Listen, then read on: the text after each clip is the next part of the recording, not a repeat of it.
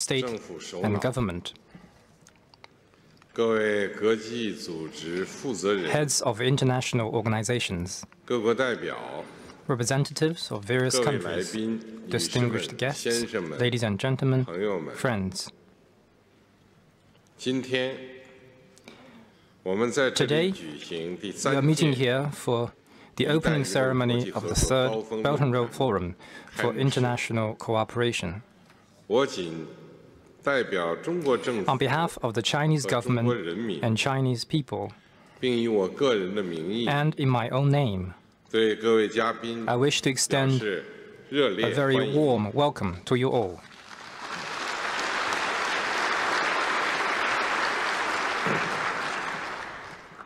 This year marks the 10th anniversary of the Belt and Road Initiative I proposed. The BRI, drawing inspiration from the ancient Silk Road and focusing on enhancing connectivity,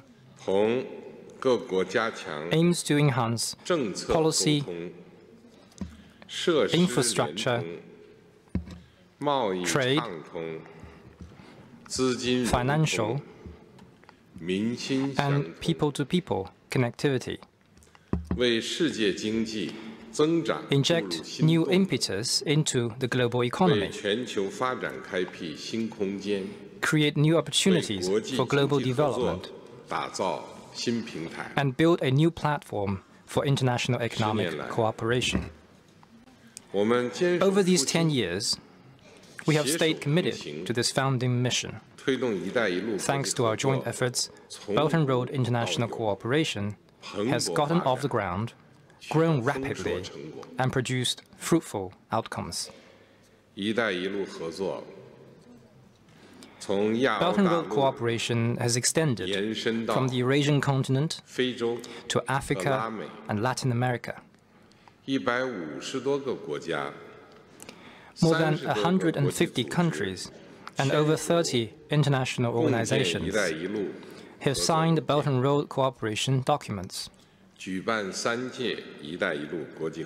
We have held 2 sessions of the BRF before this one and have established over 20 specialized multilateral cooperation platforms under the BRI. Belt and Road Cooperation has progressed from sketching the outline to filling in the details, and blueprints have been turned into real projects. A large number of signature projects and small yet smart, people-centered programs have been launched. Belt and Road Cooperation has expanded from physical connectivity to institutional connectivity. Important guiding principles for high-quality Belt and Road cooperation have been laid down, which include the principle of planning together, building together, and benefiting together, the philosophy of open, green, and clean cooperation, and the goal of pursuing high-standard, people-centered, and sustainable cooperation. Over these 10 years, we have endeavored to build a global network of connectivity consisting of economic corridors, international transportation routes, and information highway, as well as railways, roads, airports, ports, pipelines, and power grids, covering the land, the ocean, the sky, and the internet. This network has boosted the flow of goods, capital, technologies, and human resources among countries involved, and injected fresh vitality into the millennia-old Silk Road in the new era.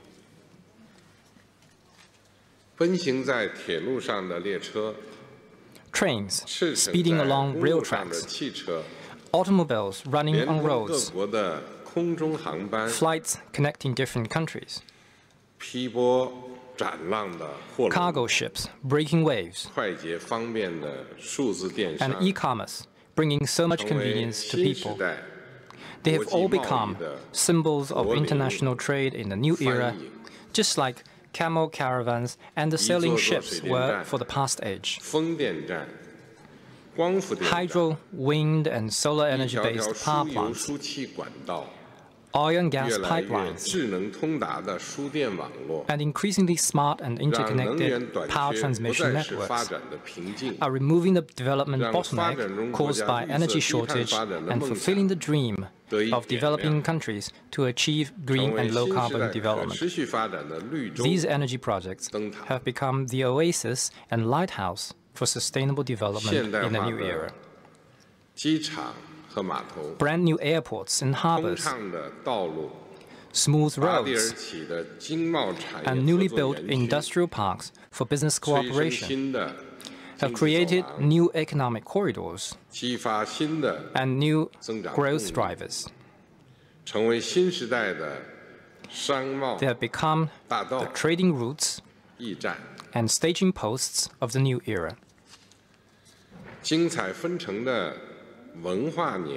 Rich and colorful cultural years, art festivals, expos, and exhibitions. The Luban workshops, people-to-people exchange programs like the Silk Road Community Building Initiative and the Brightness Action Program, and deepening exchanges between non-governmental organizations, think tanks, media organizations, and the youth. All these flourishing activities have composed a symphony of friendship in the new era. When COVID-19 struck, the Belt and Road became a life-saving road.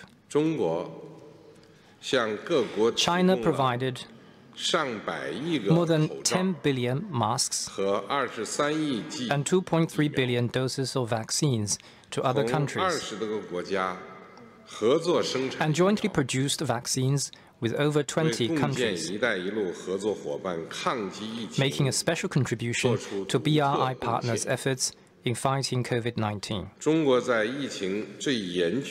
And China also received valuable support from more than 70 countries when it was hit hard by the pandemic. Belt and Road cooperation is based on the principle of planning together, building together, and benefiting together. It transcends differences between civilizations, cultures, social systems, and stages of development. It has opened up a new path for exchanges among countries and established a new framework for international cooperation. Indeed, the BRI represents humanity's joint pursuit of development for all. Ladies and gentlemen, friends,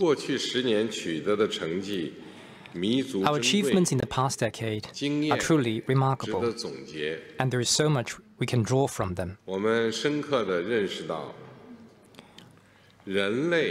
have learned that humankind is a community with a shared future. China can only do well when the world is doing well. When China does well, the world will get even better. Through Belt and Road cooperation, China is opening its door even wider to the world, with its inland regions turning from fullbacks into forwards, and coastal regions scaling new heights in their opening up. China's market has become even more closely integrated with the global market. China has become a main trading partner of more than 140 countries and territories, and a primary source of investment for more and more countries. Both Chinese investment overseas and foreign investment in China have boosted friendship, cooperation, confidence, and hope.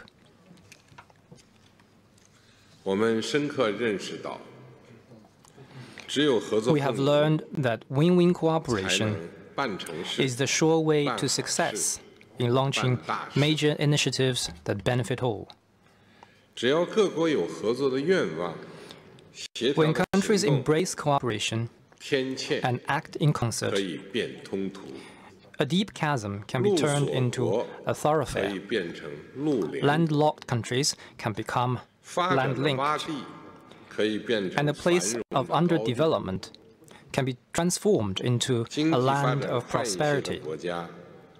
Countries taking the lead in economic development should give a hand to their partners who are yet to catch up. We should all treat each other as friends and partners, respect and support each other, and help each other succeed. As the saying goes, when you give roses to others, the fragrance lingers on your hand. In other words, helping others is also helping oneself. Viewing others' development as a threat, or taking economic interdependence as a risk, will not make one's own life better or speed up one's development.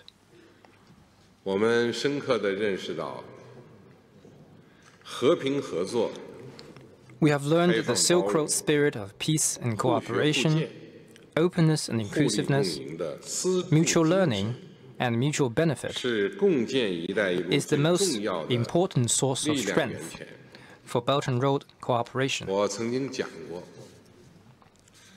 I once said that the pioneers of the ancient Silk Routes won their place in history not as conquerors with warships, guns, horses, or swords. Rather, they are remembered as friendly emissaries leading camel caravans and sailing ships loaded with goods.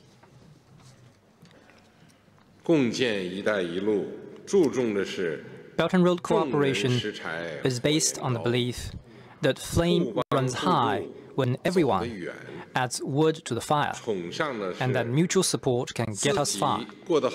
Such cooperation seeks to deliver a good life not only to people of just one country, but to people in other countries as well. It promotes connectivity, mutual benefit, common development, cooperation, and win-win outcomes.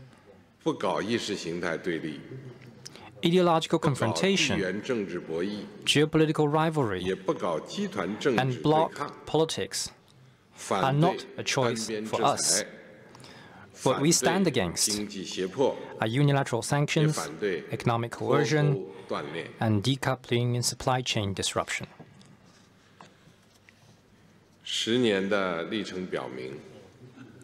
What has been achieved in the past 10 years demonstrate that Belt and Road cooperation is on the right side of history. It represents the advancing of our times, and it is the right path forward. We need to remain clear-eyed and undisturbed in a volatile world, and we need to be keenly aware of our responsibility for history, for the people, and for the world. We should jointly address various global risks and challenges and deliver a bright future of peace, development, cooperation, and mutual benefit for future generations. Ladies and gentlemen, friends, changes of the world, of our times, and of historical significance are unfolding like never before. China is endeavoring to build itself into a stronger country and rejuvenate the Chinese nation on all fronts by pursuing Chinese modernization. The modernization we are pursuing is not for China alone, but for all developing countries through our joint efforts.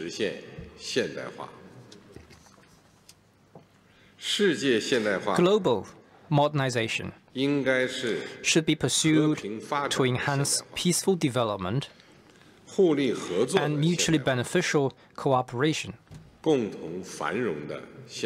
and bring prosperity to all. On our way forward, we will encounter both headwinds and tailwinds.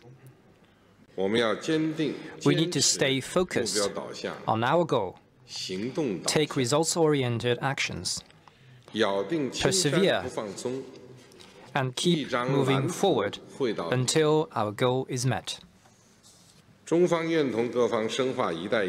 China will work with all parties involved to deepen Belt and Road partnerships of cooperation, usher this cooperation into a new stage of high-quality development, and make relentless efforts to achieve modernization for all countries.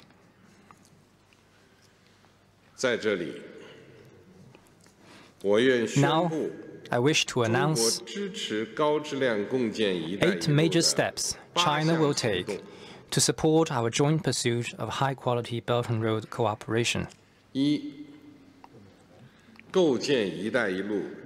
First, building a multidimensional Belt and Road connectivity network. China will speed up high-quality development of the China-Europe Railway Express. Participate in the Trans-Caspian International Transportation Corridor. Host the China-Europe Railway Express Cooperation Forum. And make joint efforts to build a new logistics corridor across the Eurasian continent, linked by direct railway and road transportation.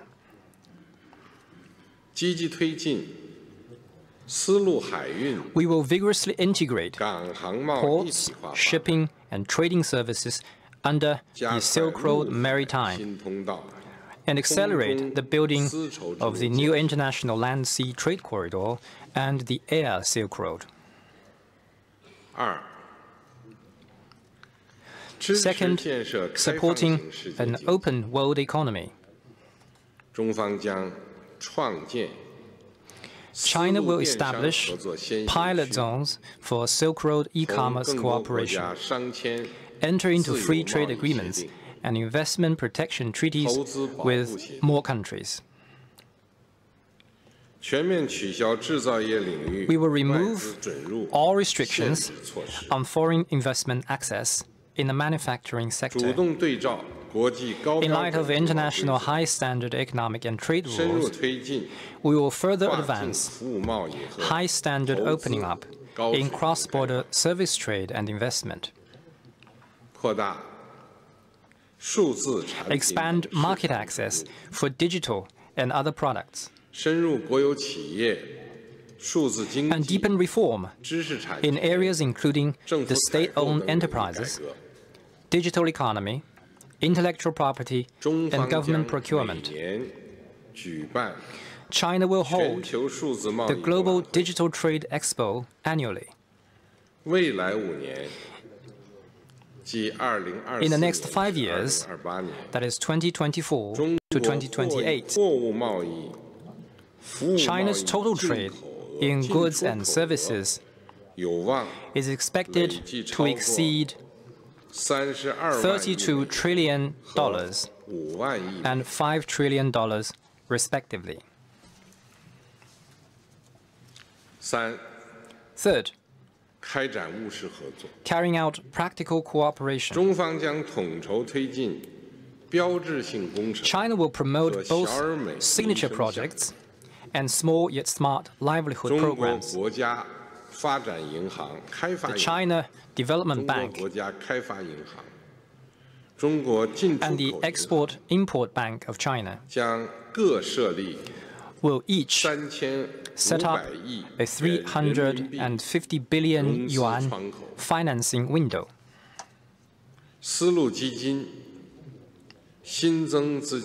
An additional 80 billion yuan will be injected into the Silk Road Fund. Together, they will support BRI projects on the basis of market and business operation.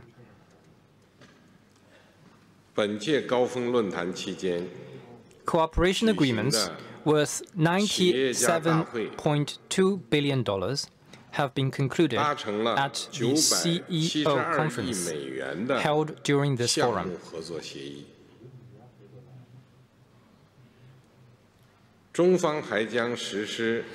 China will also carry out 1,000 small-scale livelihood assistance projects and enhance vocational education cooperation through Luban workshops and other initiatives. We will also step up joint efforts to ensure the safety of BRI projects and personnel. Fourth, promoting green development. China will continue to deepen cooperation in areas such as green infrastructure, green energy, and green transportation, and step up support for the BRI International Green Development Coalition. China will continue to hold the BRI Green Innovation Conference and establish dialogue and exchange mechanisms for the solar industry and a network of experts on green and low-carbon development. China will implement the green investment principles for the Belt and Road and provide 100,000 training opportunities for partner countries by 2030.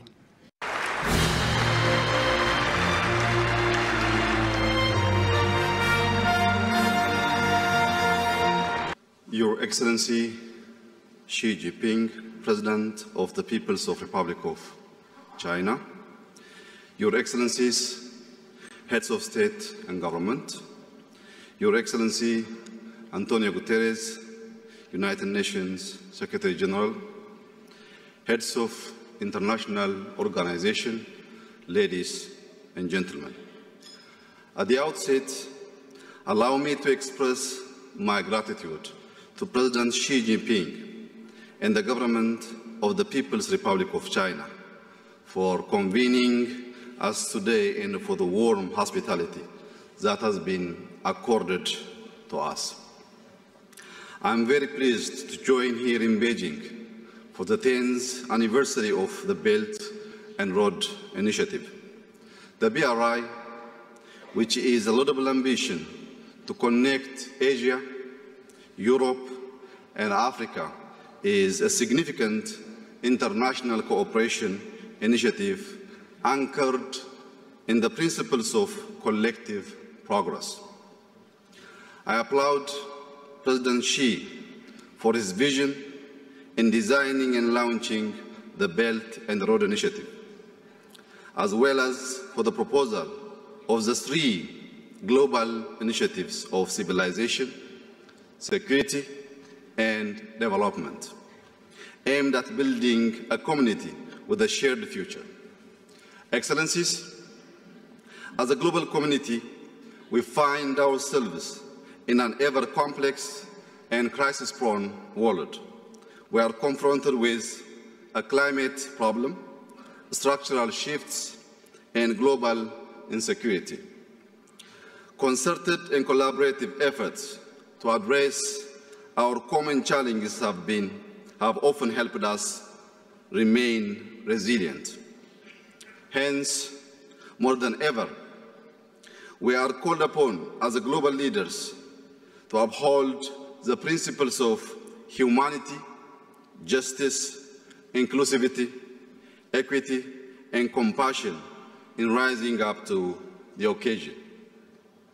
I stand before you representing an ancient and historic civilization, Ethiopia, a country gifted with a robust and resilient population of over 120 million that drives Africa's fastest growing economy.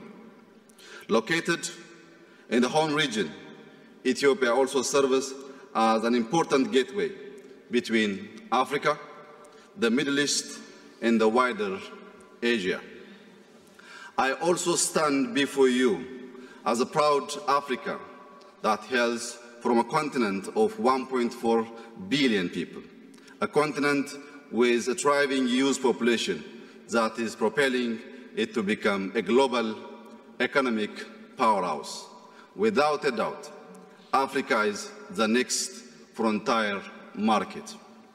Excellencies, historic relations between the African continent and China span 2,000 years. Sino-African relations can be traced back to the reign of Emperor Wu of Han. With the development of the Silk Road, exchanges between Africa and China became increasingly frequent and reached their peak during the Ming Dynasty. Admiral Zheng He's voyage to the Western Seas reached the east coast of Africa, bridging Chinese specialties such as ceramics and silk, and returning to China with many commodities. China has maintained diplomatic relations with numerous African countries since the Ming Dynasty. Sino-African ties today have grown exponentially, characterized by a commitment to mutually beneficial cooperation and respect for sovereignty. Through the BRI, these relations are delivering infrastructure developments across Africa, as well as helping to improve trade within the continent and with China. As the largest ever transnational infrastructure program, the BRI is therefore facilitating integration and sustainable growth. Large-scale investments in infrastructure and strengthened commercial ties have boosted the continent's economic development. With a rapidly growing population, the African continent is in high demand of sustainable and dignified development. And through BRI investments, many jobs have been created and livelihoods improved. Road and railway projects are linking previously unconnected places. People-to-people relations are being enhanced both within and across countries. The principle of connectivity inherent in BRI has also offered African countries with alternative sources of capital, technology, and skills needed for our modernization agenda. In my country, Ethiopia, for example, one of the remarkable BRI accomplishments is the construction of Africa's longest electric transnational railway, which runs through Ethiopia all the way to Djibouti. The line revitalized local and regional economies. It plays a critical role in connecting people and enhancing efficiency in the logistics value chain along the strategically significant Ethio-Djibouti corridor. Excellencies, ladies and gentlemen, once a source of raw materials, Africa is now realizing its potential and capacity. A continent that has been sidelined until now is harnessing the demographic dividend, leveraging its natural endowments, and rapidly becoming a global economic, social, and political powerhouse. In the global arena, the inclusion of African Union as permanent member of the G20 is a long overdue recognition of the voice of a continent with 1.4 billion people. With around 85% of global GDP and roughly 75% of global trade represented by the G20, the African Union's entry will significantly enhance the continent's ability to raise and collectively address issues of development that excessively affect Africa. As inclusivity is becoming a necessary feature of multilateralism, I have no doubt that such reforms we are witnessing in the global fora will extend to include African countries as permanent members of the United Nations Security Council. It has been said that the flapping of the wings of a butterfly can be felt on either side of the world. The African continent in particular has suffered the consequences of the climate crisis as well as interstate conflict in other parts of the world. As a result, we cannot be idle observers in forums that affect our common well-being since they shape our fate. Excellencies, we recognize that peace and development are two sides of the same coin. They are mutually reinforcing. Inclusive and equitable growth is essential to sustain peace, and a culture of peace is essential to enabling sustainable growth. Initiatives like the BRI, when fully implemented to potential, invariably foster peaceful development. The power of integration resides in enabling schemes that bring people closer to intimate knowledge and understanding of one another. Infrastructure used to bridge rather than divide offers value and builds trust. In a world full of barriers, I call upon all of us to build bridges to connect metaphorically as well as literally. As I conclude my remarks, I would like to highlight the proposal put forth by the President Xi during the recent China-Africa Leaders Dialogue held in Johannesburg. This includes China's initiative on supporting Africa's industrialization, plan for China supporting Africa's agriculture modernization, and the plan for China-Africa cooperation on talent development.